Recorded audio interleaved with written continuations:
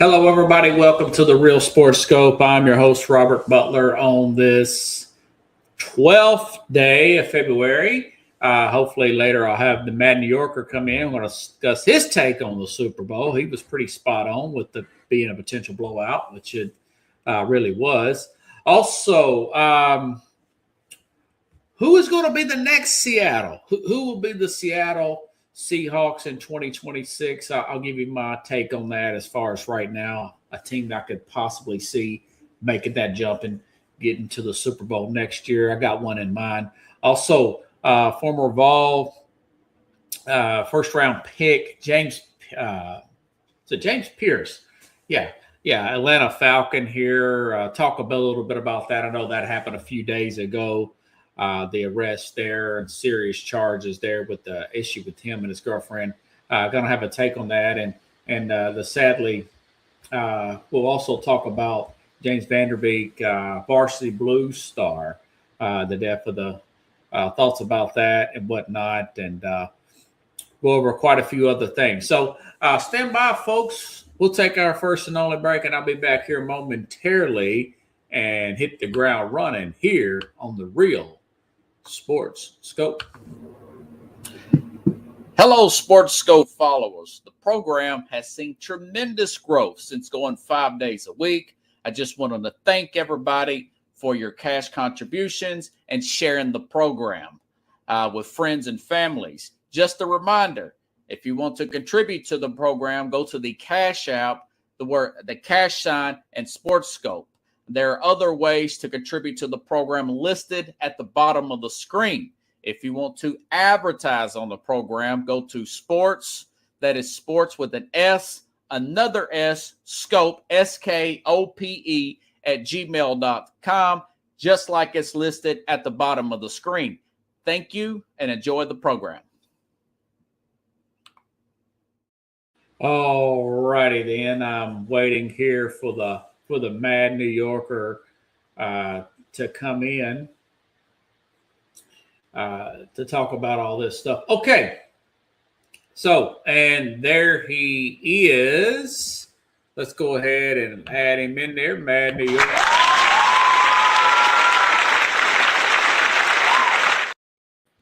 All righty then, Carlos.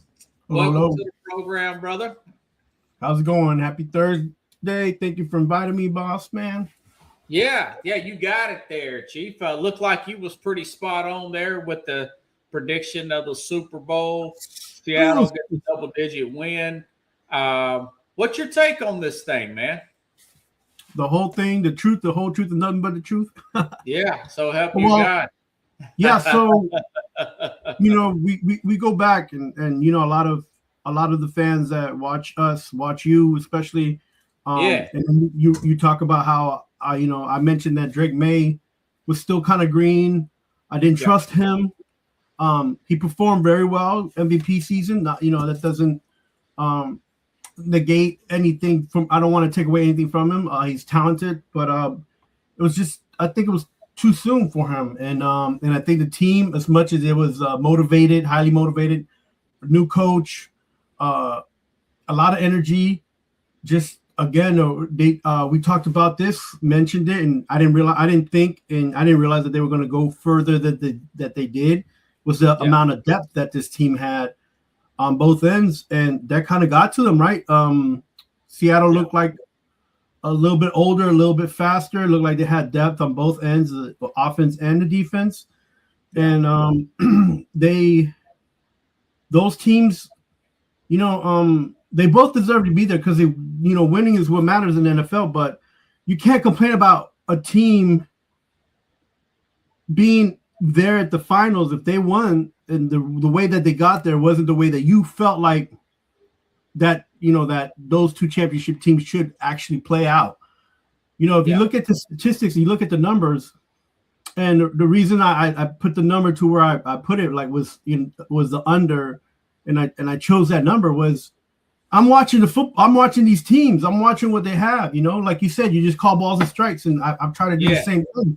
And we talked about it. You don't think there's going to be a lot of offense scored, and I was like, these teams didn't get to the Super Bowl because they they had a lot of offense. They got to the Super Bowl because they scored enough points and their defense held up their end.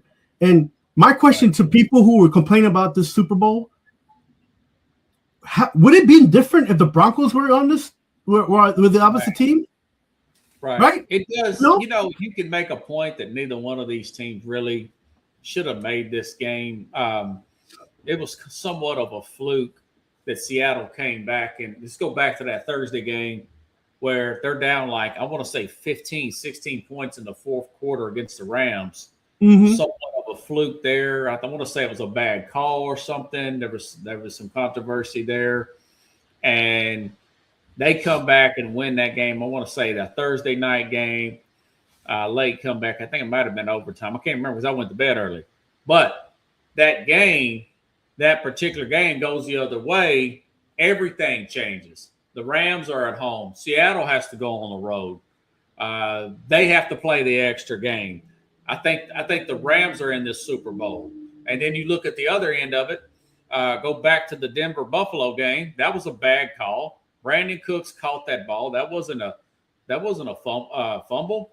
When can a ground cause a fumble? The guy takes the ball after his knee touches the ground. That's a controversial call. I think Buffalo goes up the next week and beats New England just like they did in the second a few weeks prior to that. Then you get Buffalo, LA, you got a much better Super Bowl than that. That being said, that's the way the ball rolls sometimes. Sometimes you get breaks. Sometimes, the breaks go against you. Some days you get the bear. Some days the bear gets you. That's an old coach's saying. But like you said, we both picked the under. You picked it by a larger margin. I picked Seattle. I picked the under. I thought maybe this game will be much closer because I thought perhaps Sam Darnold, who has made mistakes in the regular season, would turn the ball over, or maybe they'll get a special teams break of their own, shift momentum that way. I told the audience on the other night when I first talked about this Super Bowl after the fact, I said, when this thing was 9-0 at halftime, it was about what I thought it'd be. Okay. But I thought that McDaniels and Drake May would make the proper adjustments, maybe get the ball back after halftime since they had it first after halftime, go back, score touchdown. It's 9-7. It's anybody's game at that point, But when they went 3 and out after that, I stopped watching it. I was falling on my phone. I got caught up on the TV show and stopped watching it at that point. At what point did you think, okay, this is probably over with? Did you have a moment in that game when you thought, yeah, this is done. We're done here?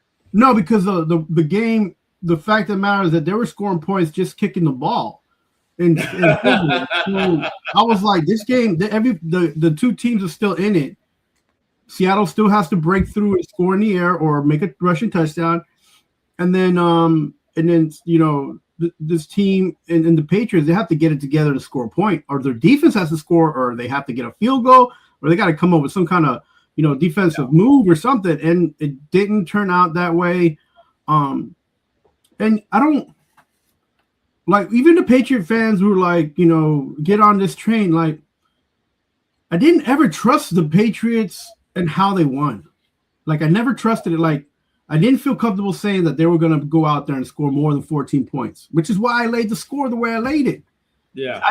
Derek May was the only one scoring points for like 3 games in a row last season, towards the end of the season. Yeah. And he was running in, and he was the only one doing it before they got to the playoffs. He was like the only one. And so I was like, this offense isn't.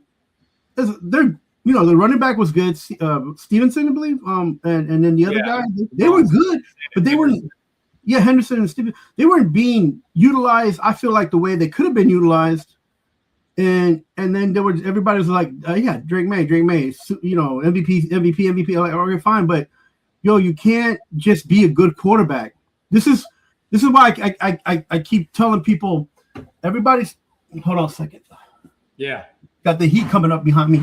Everybody keeps talking about our quarterback Jackson Dart he's the future. No, like, look, he's got great talent. He's got good stats. Yeah. But he's not making his team better.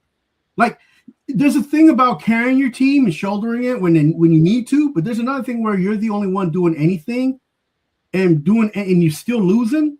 Like you can't be the best player on the team and still be losing and then be like the best team. Like that, it doesn't work like that. So and you could call out a lot of legends, Boomer Esiason, Dan Marino, great quarterbacks.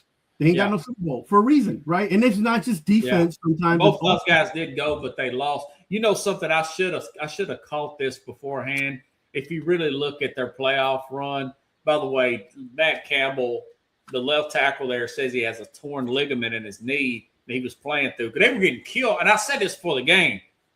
They're getting killed on the left side of that offensive line. Particularly, Denver was eating that guy alive, Benito. And I saw a few false starts that didn't even get called in the Super Bowl themselves. Refs just didn't see them. I'm like, man, they're getting away. I kind of wanted New England to make it close. I'm glad they didn't catch that false start. I'm glad. And finally, they started calling them towards the second half because McDonald's sitting there pointing out, hey, man, the guy's false starting like crazy. Right. You know, we're in his head. And then the other guy was a rookie too, the left guard there, you know. But the difference in those other games, when you go back to the Charger game, well, they were playing against a Charger team that had 2 tackles out. Their defense was just out playing them. Then you go up the next week with the who was it? The Houston Texans, where they caused 5 turnovers for C.J. Stroud there. But if it's not for that, they probably lose that game. And then, of course, with the key turnover there by Stidham, they had control. Denver had control of that game, even with Stidham in it before that turnover. Right. I should have caught that, man, and called this blowout. You know, even though I did pick Seattle to win. Looking back on a hindsight's 2020, you could see that this team is very fortunate to be there. And Vrabel got everything he could out of that defense. They were like 4-13 last year, so they're very fortunate to be here at this point. Yeah, I don't want to put down the Patriots because again they won, they deserve to get that position, but to say that this was like the most incredible team, I think the record of their coming up and winning the most games better than any other team in the NFL. Like I think there's like 3 other teams record wise. That's a very nice accomplishment. But you can't. Everybody's upset at this quarterback. This is his second year playing football. In the first year, he didn't even have a full schedule playing football. He was in and out of the lineup. Yeah. Like everybody's like, oh man, they're going to have to get another tackle and probably move Campbell inside. But if you look at this, the way the team they have a sluggish receiving core, they don't have a lot of good blocking up front. You could make the argument alone that maybe he should have got the MVP. He didn't have the weapons that and the scheme and the offensive line of a Matt Stafford. It was a one vote difference there. Yeah, I'm not sure what adjustments the team could have done on defense or offense that would have made this game easier or better, or for them to be. They should have bring in another left tackle to play left tackle. I mean, again, they have 2. It's not on the roster, all pro guy, Right. They have 2 running backs that could change our game changers, but you keep getting it and you keep saying it. There's the lineman that they need on the left side. There's an extra protection. Running backs can't get pushed because the line's not getting pushed. There you go. So I don't think, and the whole fallback on the coach, I'm not. He said what he said, but he knows the team he has, so he can't really. He wants to keep these guys motivated and keep them, excited that they had a great season and everything. But it all goes down to show like he's, he did what he could. He maximized the player's potential, and we can't know. We won't ever know that if it wasn't the Patriots in the Super Bowl, had it been a better game. Like you talk about Los Angeles, but Los Angeles wasn't balanced at all, man. They had a lot of, I feel like they lost for a reason. Flaws on the defense. Yeah, they had a lot of flaws in the back half of the defense. And again, a quarterback who had an MVP season, the MVP winner on the team. won it by one vote, and really that was the Super Bowl. That Seattle Rams game was the real Super Bowl. Yeah, like so game too, Yeah, but that was so, unfortunately kind of like the '90s with the NFC, with the Cowboys and the Niners. I mean, the winner of that game, Super Bowl, and the Super Bowl is dreadful. A beatdown, whether it be the Chargers by the Niners or the Bills by the Cowboys. Yeah, and I'm not gonna sit here and beat my own drum, even though I've talked about the Seattle defense for the last 2 seasons, and I was like, they need something. When you told me they got this quarterback from the Jets, I'm like, nah, he had a good season for the Vikings, but I'm not sure if that's the key person that they need. Oh, Geno Smith? No, when they got Darnold, I was like, I'm not sure because I didn't know what to expect from him because he wasn't showing up in big games, and not for nothing, he didn't really show up in this game. There was 4 field goals, right, and they had a ton of yards from the running back, but he didn't blow the game. He didn't mess it up, right? So, maybe there will be a little bit more improvement to see from this quarterback and this type of system that helps him more than it hinders him. And he did what he was supposed to do, and he made the team better. Darnold did. He managed his way through it. Yes, he did. Yes, he did. And I feel like turnovers though. So yeah, I feel like the kicker, the first time in history, got robbed of the MVP.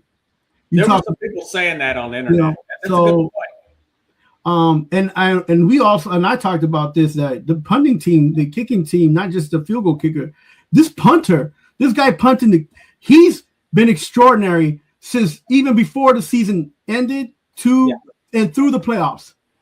He allowed the defense to be in positions to make the opposing offense not want to be on the field because of the position of the positioning of the ball that they had at the punts. Yeah. So kudos to McDonald for taking advantage of the field play. Right. So let me ask you this. Who could be that team next year? Or this year coming in, the 2026 season? Who could be that team that did not make the playoffs this year? A team that can come up like a Seattle and go all the way to the Super Bowl and win it. I got one in mind, but who do you think that you could see as of what we know as of to now? Obviously, that can change because we got free agency and draft and everything, and we got trades and stuff that could happen when the new year starts in March. But as of right now, who could you see making that jump from one year to the next like Seattle has done? Yeah, we talked about like the coaching and the grading last week, and I'm going to stick with Cleveland. And I'm not. You think the Browns could get all the way to the Super Bowl next year? I think that with Monken, I think with Monken, they have an awesome young defense, along with one of the best defensive players in the league. Yeah, Garrett. Yeah, Garrett, who's starting to peak. You have an offense that's, very maybe move a couple pieces there that you can actually move around, and then you're going to have a coaching staff and you have a coach in Monken who can coach any quarterback to be successful. He's not going to lay a playbook down and be like, this is what you have to do, because if you don't do it, we're not going to score points. No, he looks up and down the line, even his linemen, moves them around. Like he does there's a reason Georgia became better than Alabama, right? There's a reason that Baltimore became the team to beat in the division. There's he does things to the offense and the offensive line that makes the offense work, and you get your 21, 24 points a game. There's a reason that happens. Wow. And he's going to be the man that's going to change the mindset of how. Does he do it with the Shedeur Sanders or another quarterback? He could do it with any quarterback that ends up on the roster, because the thing is that we don't know. We can't speculate that the starting quarterback for any team is going to stay the starting quarterback for the rest of the season. Now, the way that or essentially a lot of stuff can happen come March. Right. And so I didn't really think Seattle would take Darnold. I didn't think they would give him like a 4 or 5 year deal like that. I just thought maybe that either Minnesota will work it out or somebody pick him up and give him a modest contract. I didn't think they would actually give him the deal that they did. And listen, not for nothing, but to go back to Seattle, they would have probably scored more points, had they had their starting running back who messed up his knee anyway.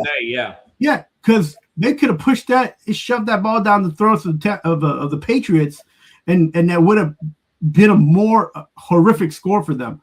Believe it or not, you probably got that score that you wanted had they had that running back. Yeah, only thing I regret is not taking Seattle minus 9.5. I did take Seattle minus 2.5. I took the under. I shouldn't have got crazy with those anytime touchdowns. But anyways, so my team that could be the Seattle of next year, of this year coming up in September, folks. I keep saying next year. We're going into this season.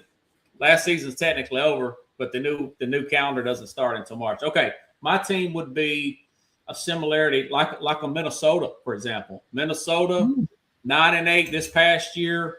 Seattle going back to 24. They were 10-7. You know, excellent defense, true number one receiver. Who's the quarterback? You know, rather it be a J.J. McCarthy, his second full season. Remember, he got hurt in training camp in 24 for Kevin O'Donnell there, O'Connell, who's a very good coach, that head coach there. Or Minnesota makes aggressive a move like a Seattle did. They do away with Geno Smith, and they go out and make a trade for like a Mac Jones aggressive move, put Mac Jones with that defense, which Seattle's defense was starting to come together last year, or not this past year, but the year before, like you said. They were a little bit inconsistent. But you look at Minnesota, they got Brian Flores, by the way, $6 million a year raise. We talked about that as well. The fact that you could pay him like a head coach. But I could see Minnesota, with all the factors, making that jump, even though, and plus they're in a very tough division like a Seattle was with the 49ers and the Rams. You can make an argument, but the Rams and Seattle were two best teams in all of football, you know, and maybe Minnesota and one of them teams, whether it be a Chicago, which you look at way Chicago's playing and way they're trajectory, you can make an argument maybe they can get in the Super Bowl. But mine, because it was a team that was not in the playoffs this year, would be the Minnesota Vikings could make that jump in 2026, like the 25 Seattle Seahawks. Instead of Jones, do they bring back Cousins? There's talks of them bringing back Cousins. Now, they can't make that jump with Cousins. There's only so much. You've already seen the ceiling on Kirk Cousins. Yeah. So I don't think that can happen, but I think that could happen. It could happen where he comes in there. There's a lot of talks about the Atlanta Falcons cutting Kirk Cousins with this new staff here. But let me get your take real quick on that halftime show. My take on the halftime show, the alternative halftime show, and the game overall. I just thought all of it sucked. The game sucked. Bad Bunny. Here's my thing about that. Let me ask you this: If you're from Colombia, my family, yeah. If the family's from Colombia, what if Colombia had and Peru? What if, like, for example, you're home? Let's say, for example, okay. Colombia's in the World Cup. They're playing in the World Cup Championship, and they're playing against another rival country. It's in Colombia that year. Say, for example, you had a halftime show, and say Beyonce or somebody goes down there and does the halftime show all the way in English. Wouldn't you say you probably want to put it in Spanish down here? What do they speak? Portuguese or Spanish down there? No, Spanish. Spanish. You probably want to say, man, you probably want to put it in Spanish. This is Colombia. And maybe with the subtitles. That's my issue with the Super Bowl. I don't know if you're a Bad Bunny guy or not. What's your take on the Super Bowl halftime, man? That's my issue. And the other turning point, Not a country music guy either. Even though I like Kid Rock, I just thought it kind of sucked too. It was lame too. so first, 2 thumbs down. Yeah. So first and foremost, I'm not gonna say I'm a super fan or I'm a fan or not a fan at all. What I would say is this: if you have caught any of Bad Bunny before, for any on any stream of like music, yeah, you would, this halftime show, you would expect something like this or even something even more. Now, the older that he's getting, the more mature he's getting, the older that he's getting, he's had more and more hidden or blatant messages because he does a little bit of both. Yeah. If you caught some of the shows from Puerto Rico, this was something that this is what was part of his show. This is something that he did. Yeah. And so, I mean, the man deserves his accolades. He deserves, these Grammys. He's selling music. He's sending messages out there about the human race, about us trying to be one. English or no English, whether he's singing. I mean, if you enjoyed it, you enjoyed it. If you didn't. I mean, the same thing. I would have been able to say the same thing about even last year's, halftime show. Yeah, and I like Kendrick Lamar, but the sound was horrible. That's 2 years in a row. The halftime shows, and I like Kendrick Lamar. I love rap. Yeah, and somebody asked me, because they're like, so what do you think was the best halftime show? And I was like, to be honest, just the music, to get hyped, to just go through while you're getting chips, refilling on beer, going in between the restroom line, whatever you're doing during the halftime, or just sitting and watching commercials. I think The Weeknd was one of the most entertaining music-wise. But recently, I think that's probably the best one of the last 5 years. Yeah. So I'm talking now again. Yeah. It's The Weeknd. It's the way his music is. I'm talking about entertainment and music and speed of music, and just like he could catch your attention. You'd be like, wait a minute, I heard that song before. And then the way it was redone, you're like, oh yeah, that's The Weeknd. Because I know I was watching with some people and they're like, who is this guy? And then all of a sudden the music kicks on. They're like, oh, I've heard this before, or like, oh, I know that song. Yeah, because they never have put the actual artist with the music. Now we're from a demographic that we're starting to do that. We're starting to be disconnected from the artist and more connected with the music because we don't have time. We're of a different demographic, right? Yeah, so older demographic. Yeah, so so that's why I said that. I saw a little bit of the turning point just because I was curious. Yeah. And it just looked like an American Idol gone bad. It was awful, man. I'm not saying the music. I'm not saying the performances were bad. I'm just saying that just the way it was shot, the way that they put it in. They could have maybe had an outdoor venue or something. Maybe done something different. I don't like that it was indoors. It was last minute, and it just wasn't good. It just didn't look. It looked like I don't know if you remember. I used to do music events. It just looked like somebody tried to do an event really fast, like you said, and then just made it an indoor event, an outdoor event that should have been an indoor event, and that's kind of what it looked like. Right. So, let me show you some of these, and I'm gonna show this Here's some stuff I got off TikTok. Here's some of the reactions. It's pretty funny to the Bad Bunny stuff here. Okay, let me give the audience. This is a grandmother, another generation beyond us. Thinking, who is this guy? This is very funny, but I think this is a lot of their traditional football fans. I'm like, who is this man? Golly. He can't sing. I mean, like, what is this? Golly. This is ridiculous. And got the American flag and all these other flags. And yeah, God bless you too. Get off the stage. Please get off the stage.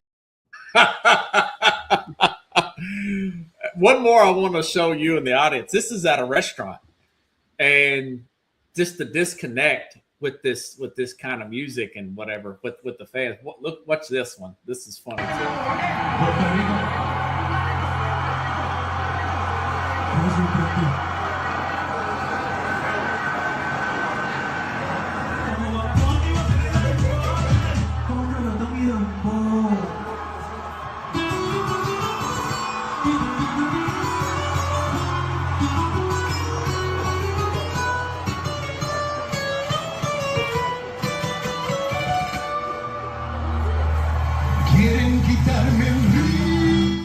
who's like, check, please, you know. And I know, listen, I've heard of him before. I know he's big. He dated one of the, what was the other girl? Not Kardashian, but the other sister. Yeah, Jenner. Yeah. So I was reading up on him. So, oh, he's a rapper back then. He was more in the rap. So I'm thinking he's got to be huge. No. Again, his style has been changing because he's been maturing. So this is, probably like the more immature version of him, probably.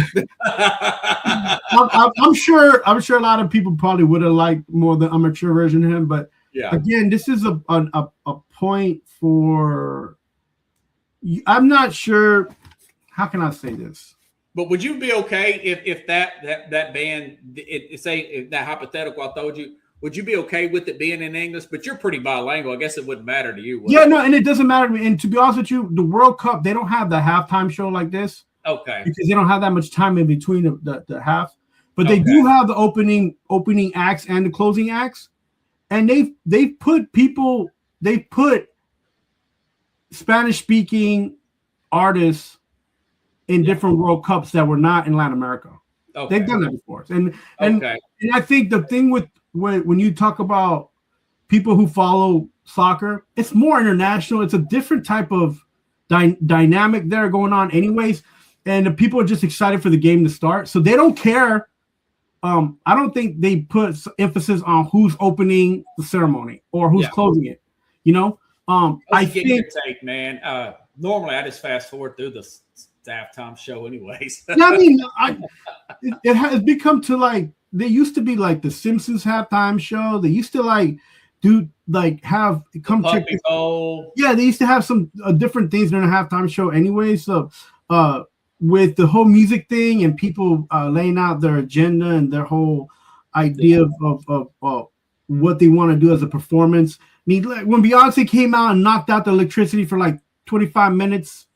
I remember. She was pretty good though. It was a good show. It was just, but they affected the football game because they couldn't play for 25 minutes, and I feel like the 49ers could have won that game. To be honest with you. Yeah.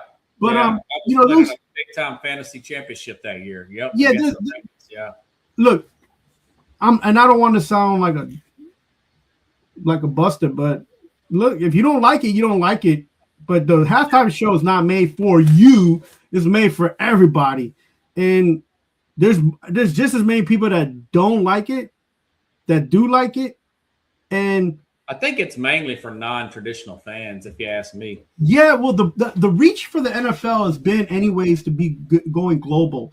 And you're talking about 191 people switched in and out of the Super Bowl throughout the whole game. Game. Yeah. They have 130 that watched the halftime show. So, well, supposedly they did lose $5 million to Turning Point, but I recorded both of them, so they both end up getting my rating point. But I had to fast forward through a lot of it. Like I said, man, I turned out all off when whatchamacallit did that when New England went 3 and out. The whole thing went off for me. It was just like, this game sucked, man. This is bad. And you know what? I said this too the other day, going back to the football side of it, is that's why that particular performance, that's why I take the offensive lineman over the flashy wide receiver anytime. Yeah. It's just not a glamour, but when it comes down to nuts and bolts like that, we saw it last year with Jalen Carter and that bunch there with Philadelphia, just run a roughshod over Kansas City, man. It's hard to watch a game when the quarterback is just, he can't throw it and they can't run it. It's hard to watch. Not unless it's your team kicking butt like that. Right. If it's your team, you want them destroyed. But if you're just really don't have a dog in, or if you just want to watch a game, you don't want. It's hard for me to watch a game like that, man. When I was watching this game, the whole season just started unraveling to me. Like, okay, this is why these teams made it to the Super Bowl. They were doing things that they were doing the whole season, because I caught a few games for Seattle and I definitely caught a few games for the Patriots. And I was like, okay, I just started thinking to myself, why didn't they just make more adjustments? Like, they've been here for a whole week. Why didn't they change it up a little bit more? I saw one trick play, which And most of the time they do a trick play or two. But it was Seattle who did a trick play. It wasn't actually the Patriots who did a trick play, which was crazy because you would think it would have been McDaniels doing a trick play. Yeah. But it didn't turn out that way. They felt like they had the more horses. They said, we don't have to do trick plays. We just beat you straight up. Yeah, and to be honest with you, for the Patriots team, I do feel as much as I talk down about them because I'm not a Patriots fan, but I do feel bad because that defense was pretty good. They had a pretty good defense. They held them in there as long as they could, I feel bad that Drake May didn't show out because he was under pressure by another good defense. But I feel bad because you're talking about a supposedly almost MVP winner, right, by a few votes. Yeah. And then the world or the United States or the Americas, whatever you want to call it, they all got to see him perform, and that's not the MVP caliber performance that he wanted to give out. And you could tell the kid, he's a kid, he's young. He's got loads of talent. Second youngest ever, other than Dan Marino, to play. Yeah, loads of talent. Again, and I've said this for the last 2 years since they picked him. The fans need to lay low because he's no Tom Brady. Unless he shows that he can be or he is, they need to lay off of him. And this could maybe make him a little bit better, or this could ruin his life. I don't think it'll run his life. Well, we got to press pause there because we don't know yet. And I just hope he takes this with a grain of salt because it was an opportunity, and he flushes all that out in the toilet, wherever he wants to put it, just lay it all out and come back and try to have the same type of year he did last year. Build on what you know. If anybody is feeling the heat was that left tackle Campbell. He didn't even talk to the media after the game. Yeah, that was. I mean, anybody needs to see a shrink and be that guy. Yeah, and it's bad, for that matter. Because again, as much as I talk bad about the Patriots, that team just was a couple players. They had no depth, and they were very green. So there's just maybe 4 or 5 players. Oh, they're lucky to be there. They know they're lucky to be there. No, but again, Robert, I've always had this discussion with you, and I'm surprised you're saying what you're saying. Yeah. Because you usually like, well, a win is a win, and now you're like, well, they're lucky to be there. They even if you gave them all a lie detector tests, they'll be like, yeah, we're fortunate to be here. They know they lack depth. They were 4-13 last. They got a lot of new players, but a lot of the players are very, very young. I mean, you got first and second. They got 2 rookies on the left side. Yeah. How do you expect that? Now, Tom Brady had a rookie and won a Super Bowl at Tristan Wirfs with Tampa. It could be done. It could be done. But that was a veteran-based team. Mike Evans, Godwin, Brady himself, a 20-something-year player versus a second-year pro. Remember, Brady didn't have to do much in that first Super Bowl. No, he didn't. Throw the ball. Sure, he had a great defense. And the Patriots, they talk so much junk. But Tom Brady, at least from all those rings that he has on all his fingers, he can literally say, and I don't think he does say this enough or at all, 3 of them belong to Vinatieri for getting them where they got. Kicks by Vinatieri too. Yeah, absolutely, man. James Pierce, former Tennessee Vol. Yes. You know who he is. I know who he is. I think I brought this up. I want to say I did bring this up with you. The audience knows I brought this up. But going into last year's draft, before that season started, not this year's draft, last year, James Pierce was considered by a lot of scouts to be the number 1 prospect in all of the NFL. And he's an edge rusher at the University of Tennessee. There were some questions about his character, his questions about his character, and he dropped all the way to the 26th to Atlanta. Well, the guy gets drafted. He gets 10.5 sacks. He was invited to those NFL award shows. He finished 3rd as far as NFL rookie defensive player of the year. I thought he was a little thin at Tennessee. I wasn't sold on him being all world like he was projected to be. And then I was very impressed with those 10.5 sacks, and they played really well, particularly at home. But, man, over the weekend, Love, women can make you do some crazy things, man. He gets charged with a boatload of felonies. He has a breakup with this girl. Let me get her name right. She's a WNBA player. This is very dramatic, if you ask me. Let me make sure and get her name right. Atlanta Falcons rookie James Pierce arrested in Miami on February 7th. 5 felonies, 1 misdemeanor, 2 counts of aggravated battery with a deadly weapon, hitting with a car, stalking, aggravated battery, law enforcement officer following aggravated battery on a law enforcement officer. That's going to be tough to get out. I think he hit him with his car or something. Following a dispute involving WNBA player Rakita Jackson. I don't know who that is. You know, Carlos, me and you are in our 40s. He's 22 years old. He just needs a guy like us to say, hey, man, it hurts going through a breakup, but, man, there's so many women out there. You have so many options with your money and influence. Why do that? Why not have some more emotional discipline than that? You know, we know it hurts. Love hurts. That's a big song in the 70s. That's my take on just talking to him man to man from that angle. What's your thoughts about Pierce getting in all this trouble over the weekend? And nobody else is talking about it because they like to shy away in these big shows and topics like this. Yeah, I was reading a little bit about this, and I feel like some of it is on against him. Like, be as it may, he did what he did, so he should have consequences. I get that, but I feel like some of the way these things were seemed like they were set up in some way or another against him because of his status. And yeah, the other party in this, she's also got a little bit of status.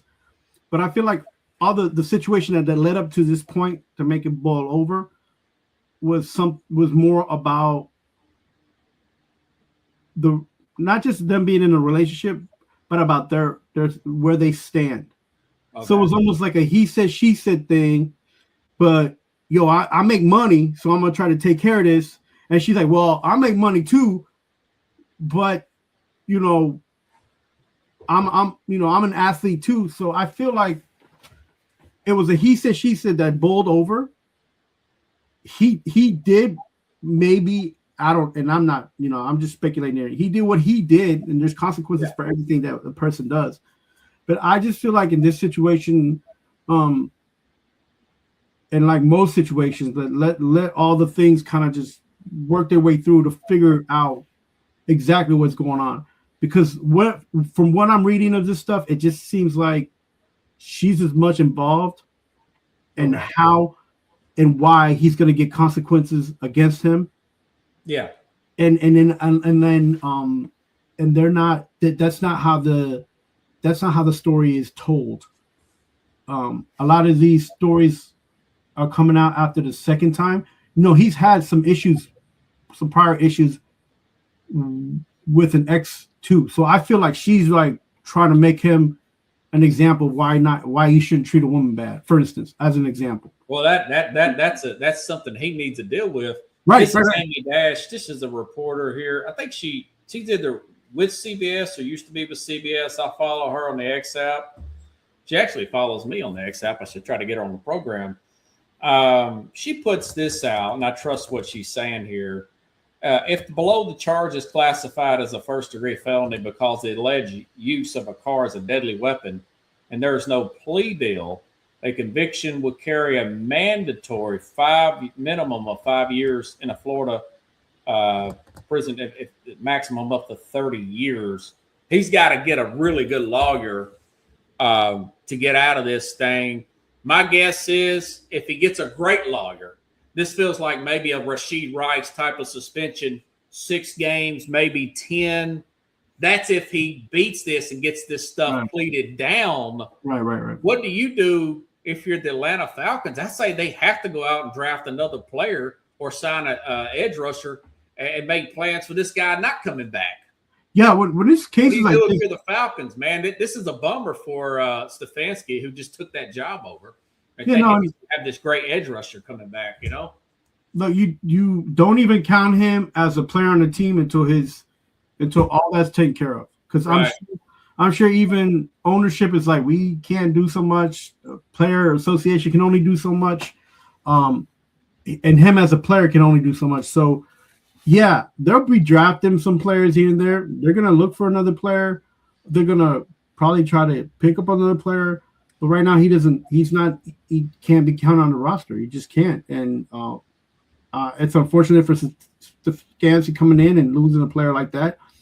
But I'm not sure that's not happened before on other teams. You know what I'm saying? So, Right. you know, and it just sucks for him as a young player at this age to have to go through this. And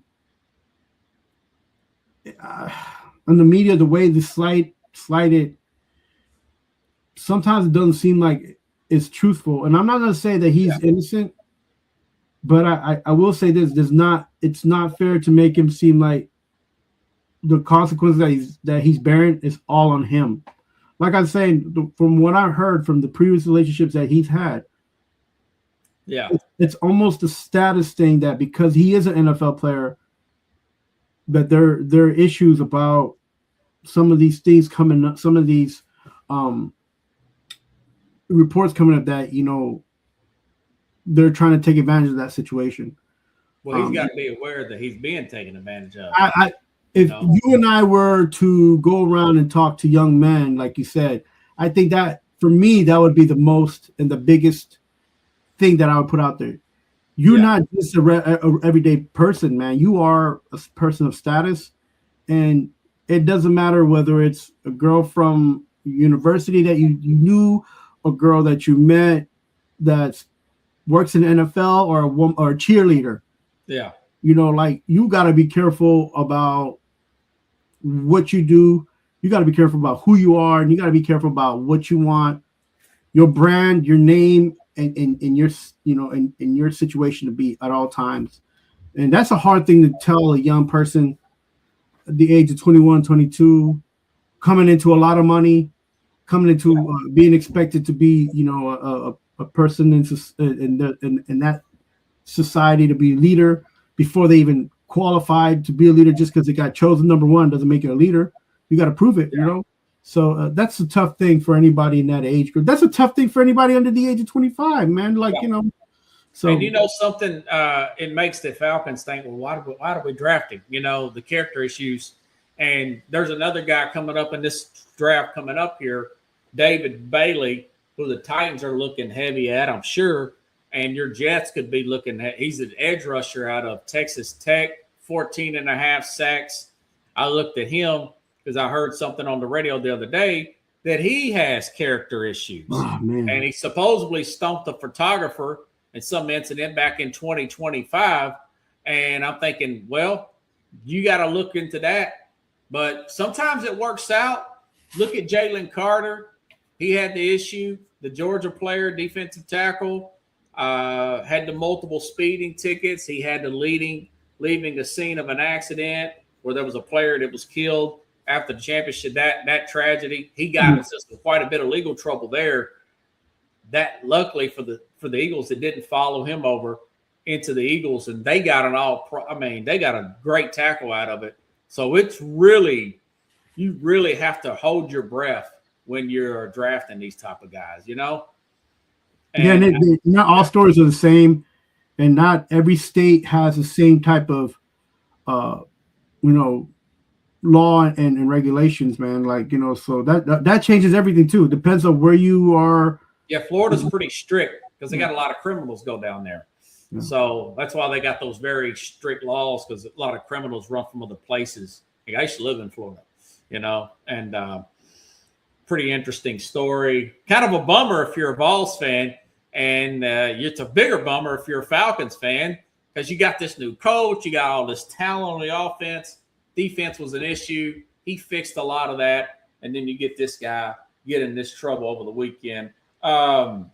Man, you know, quick college basketball take here. You picked St. John's last year to win the national championship. One of the best games I've seen so far this year. I recorded last Friday. St. John's beat UConn there in New York City. Man, that felt like a Final Four game, playoff atmosphere. If you're talking NBA, you got what's that guy's name? Pitino, and of course I can't remember the coach's name there. He's won 2 championships. The Kinetic UConn coach there. What's the Harley? Hurley.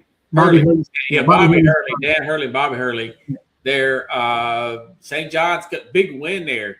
What's your thoughts about that? Can they make a run this year? Can they get farther?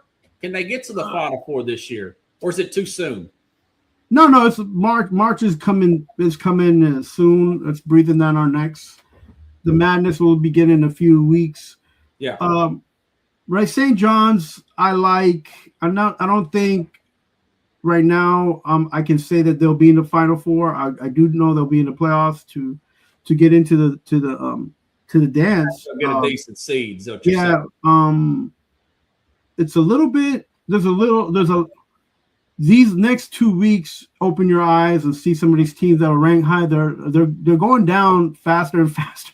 You know, you used to go down first, and then you had the other number 1 seed. You just this last. Arizona got beat the other day. Yeah, it's just you see all these number 1s starting to topple, and it's hard right now. When the seeding comes out, I'll feel more comfortable because then you have already seen some of the championship games and things like that for the conferences.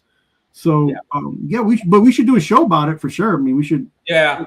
I talked to Rich the other day. I'm debating, in air quotes, because I don't like doing panels, bringing those guys back, and we do a Final Four show on the Wednesday before tip-off. Oh. And we kicked our butt last time picking Indiana in football.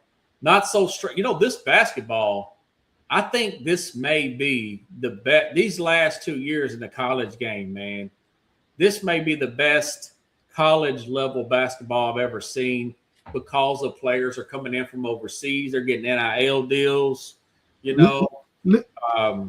I might jump on that. I might jump on that ship out of Nashville going for Vanderbilt. Like, I like Vanderbilt. The basketball team. Yeah, man. I like what they're doing.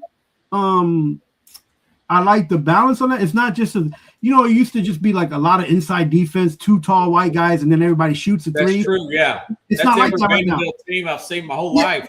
yeah, exactly. But they didn't like that no more. Into an athletic team, then they get. Yeah, they literally look like one of those old Pac-10 teams that like UCLA back in the late '90s, and you're like, wow, this team's exciting. So I'm not saying they'll be in the Final Four, but I like Vanderbilt right now. What they're doing. That's interesting. They're in the SEC, and it's getting exciting right now. It's a good time to watch some of these games, and then you learn a lot about these players. And NIL has changed the game, Robert. Man, it's good quality basketball. Yeah, and I'm reading more and more online. People just saying right now it's better than the NBA. It's a better product. Yeah.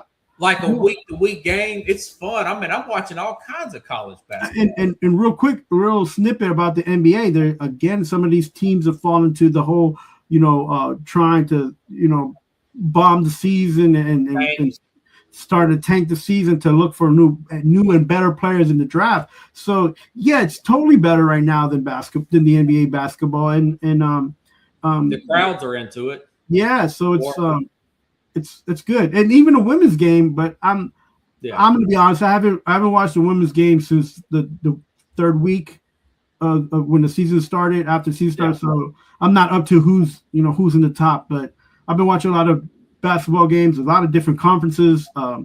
Like you said, the NIL has made it more competitive. You got a lot of older players here, and you got NBA players coming back. The guy from Alabama, he comes back, plays a few games. Then there's an injunction; he can't play. By the way, Trinidad Chambers, I guess is his name, going to football. Yeah. Ole Miss, Mississippi judge granted him eligibility. He can come back and play. NCAA is going to appeal it. So now it's all about court cases. I think it's really interesting. Got to get your take, though, before we leave. What do you think about and sad about this, that James Vanderbeek, man, dies 48 years old, just a few years older than me and you. Yeah, dies of cancer. But you know what an era there. People in our era, that movie Varsity Blues. 3 people in that movie. Billy Bob, the guy that played Billy Bob, he's passed away. You know, I didn't know that blonde-headed guy was Paul Walker. Yeah, he was the original starting quarterback on that team. Yeah, that's right. Man, I tell you, that's another movie I'm gonna have to watch this weekend again.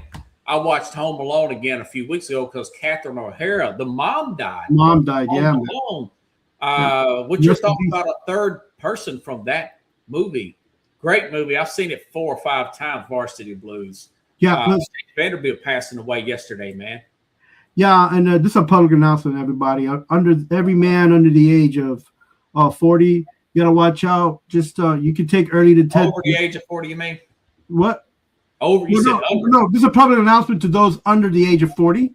Yeah. You could do early detection tests before you're 40. Oh, nice.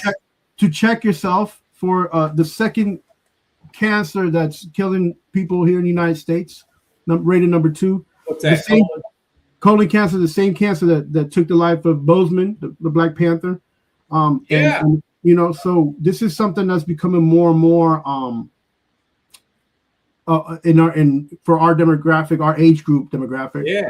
You know, so we all have to be careful and you know, just ask your doctor for extra blood tests, man. You know, and just, you know, just be wary that it can happen to anybody. It doesn't, you know, cancer doesn't, you know, cancer sucks, man, and it doesn't discriminate. So you guys get yourselves checked. People, I'm gonna get checked out. Get checked. And you know, this is it's sad because, you know, Hollywood sometimes, as you know, our demographic, our age group, we holding on to memories. People, you know, remember these movies when they came out as a part of their life. You know, it's a part of entertainment that kind of actually makes you look forward to more of what some of these actors can do or what they've done. And now we won't be able to see anything else from Mr. James Vanderbilt. Very talented person. The guy, he did a very well dancing. He was in a couple of videos, you know, music videos. Once he found out, though, he dedicated his life to trying to spend more time with his family. He has a daughter that has the same birth date that he does. One of his daughters and everything. So, you know, listen. Like you said, that movie. I mean, they had a lot of stars. As far as your like football movies of that era, I remember the Titans was good. Remember the Titans? You had the one Marshall. We Are Marshall. Yeah, that was a true story. Yeah, true story. I would think Varsity Blues in American football movies is probably in the top 10. Right? Yeah. Because there's a lot of football movies that we're not mentioning. You know, like 2000s. Yeah. Yeah, Unnecessary Roughness. You know, there's a lot of. Oh, that was funny. Yeah. Then they got the prison movie with the Longest Yard. Did you watch the program in '93? Which one? The program. The program. Yeah. Omar Epps. And then the one with Al Pacino and I watched that the other day. I thought it was a little dramatic Any Given Sunday, but Any Given Sunday with Lawrence Taylor and LL Cool J. You know, there's a few there that are like interesting. I would put Varsity Blues above that one though. I just watched Any Given Sunday again, and I thought to myself, and I love these actors individually, Jamie Foxx, Cameron Diaz. But man, was that overly dramatized. The stories around the movie's better than the movie. You know, Jamie Foxx got into it with in real life with LL Cool J. LL Cool J beat him up, but they're cool now. They got cool after the movie, actually, but it was a little bit much. But I forgot. Even the coach was really good in Varsity Blues. John Boyd. The coach, which is Angelina Jolie's father. That's right. He was really good in that. It's really funny. There's a lot of truth to that. Small town, high school, high school football in Texas or whatever. You know? And I think that's where you and I, like, you know, coming from small town Tennessee. We did hang out in Clarksville. It kind of reminded you of that era, didn't it? Like so. I met you at. Yeah, so I think that's probably why we can kind of like resonate with that because for the small town mind, and the football means everything, and Saturdays and Saturday night flights and all that. But listen, man, we got to take care of ourselves, man, and let's not be meatheads. Not one person is stronger than cancer, but we can all beat it if we catch it in time. And we just and you can look. We're talking about people who were like very healthy, man, and took care of their bodies, and they still got sick. So it's very unfortunate. Instead of a GoFundMe, that the treatment was so expensive for it that there was a GoFundMe. But I read on New York Post the goal was $250,000. Now it's gotten $1.5 million because he's got all those kids, and it's very fortunate that these insurance companies can't take care of that type of coverage. That is a whole show in its own right there, But yeah, man, Paul Walker was, that is unbelievable. And of course, he got in that car wreck, but he was known mainly for his Fast and Furious movies. And but yeah, Varsity Blues was one of them, man. I'll tell you, what a great movie.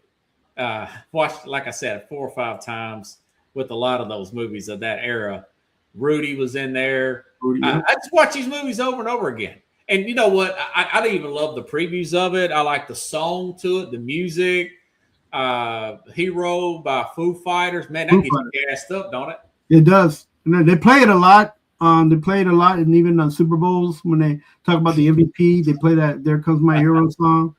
Or like you got a injured player coming back who's just MVP star, and you just play that when he comes back to the lineup. Play him in slow motion. Yeah. Yeah. Rest in peace, there, buddy. Do you have anything else you need to plug? Yeah. So spring training started already. Pitches, everybody's already reported. Guys are hitting the ball, smacking the ball around. The season's going to start in a few weeks. I'm gonna try to do a show today or tonight. I'm trying so hard.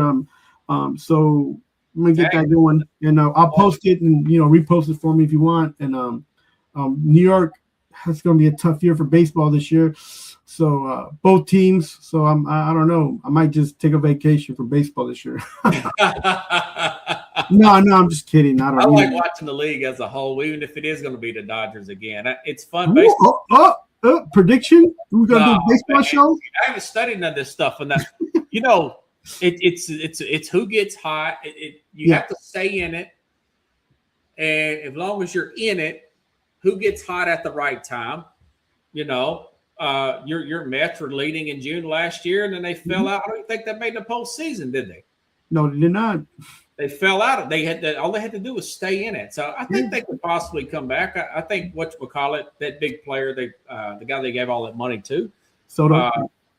What's his face? I think he'll be more settled in there this year. Yeah, Juan Soto. Right now, there's the All-Star Francisco Lindor found out that he might need surgery. I'm trying to figure out right now in the next 2 days if he's going to have surgery. If he does have surgery, he'll be out for six weeks.